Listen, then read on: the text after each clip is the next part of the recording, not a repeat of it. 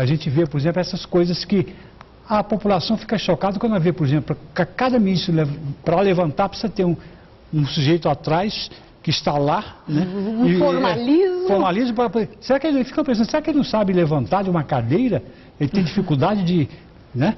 Então essas coisas chocam um pouco, eles deveriam pensar um pouco nisso aí, porque aquilo está sendo visto pela população. 2 pontos, Mauro. Primeiro deles, nós ficamos chocados quando acontece uma discussão. Em 3, 4, 5 meses de decisões absolutamente corretas, isso não aparece. De repente, uma discussão dá a impressão que aquilo vale por 500, ou 200, ou 1000 discussões. O nível do Supremo nas discussões é bom. O exibicionismo eu acho que existe. Eu me lembro, nos tempos que eu sustentava não havia de justiça, quando o relator dava e os outros estavam de acordo, diziam, acompanha o voto do relator, os processos serão mais rápidos. Hoje é uma necessidade de demonstrar cada um tem que dizer por que está acompanhando o voto do relator. E é uma prolixidade muito grande, né? Isso atrasa, e eu acho negativo.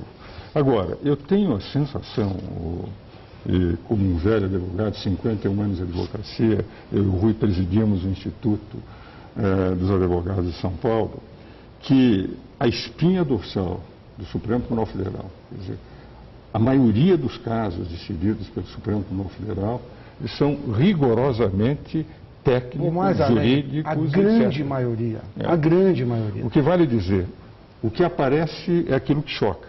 E isso é que vira notícia. Mas, de rigor, não é notícia todas as decisões corretas. Mas nós estamos falando da mais alta corte do país, né? Formada de homens. Não, e aí formada de homens, Maria Lúcia. Então, Maria Lídia, e com os mesmos riscos de todo ser humano de errar. Mas a imagem da instituição, né? Da imagem da instituição. Nós nem estamos falando do erro eventual. O que nós estamos falando é de uma série de acontecimentos que parece que vem se sucedendo e que estão tendo o desgaste, pode ser pela transparência, desde aquela troca de e-mails entre os magistrados na primeira audiência lá do caso do mensalão, que aquilo foi um espanto, que aquilo era fofoca. Só para situar bem. Então, primeiro a história do e-mail que envolvia o ministro Eros Grau, a ministra Carmen Lúcia e o ministro Lewandowski. Muito bem, primeira coisa. Depois aquela discussão, aquela agressiva, muito agressiva, do Joaquim Barbosa com Marco que já havia tido anteriormente outra. Depois o mesmo Joaquim Barbosa com Gilmar Mendes, que foi, acho que talvez a pior de todas, mais agressiva. Quer dizer, não é uma coisa assim isolada. Não é eventual. Tem se repetido. Isso em quê? Em 4 ou 5 anos. Eles se reúnem toda quarta-feira e toda quinta-feira. Não, isso. Vale dizer. Não, 4 5 anos é mais recente isso aí. Não. Eu digo em 4 2007, anos, nos últimos anos. Nós pegamos no momento em que começou a haver divergências de postura. Não, pois é, mas o que nós estamos discutindo é exatamente isso, Ives. 2004, 2005. Ives, a imagem atual, como foi levantado no início pela Maria Lídia, esta imagem que a gente está sentindo, essa imagem negativa, é recente. Eu concordo com você, quer dizer, ninguém está falando da lisura das decisões, não.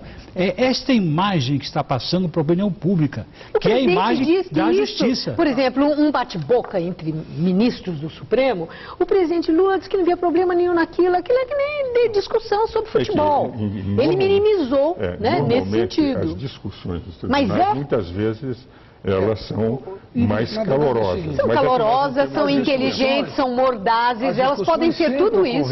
As discussões sempre ocorreram, eram fortes. Você lembra do ministro Moreira Alves? Mas com ofensa pessoal? Como era forte. Com ofensa pessoal? Houve um desequilíbrio. Por exemplo, o ministro se refere a outro como os seus jagunços. Isso já houve alguma vez no país? Não há dúvida que houve um excesso. Lá do seu estado, como terra de jagunços. Houve um excesso nesse caso. Houve um excesso num outro caso. Mas você pode estar certo que dificilmente esses ministros vão repetir em razão da repercussão negativa que já representou. Bom, agora tem um outro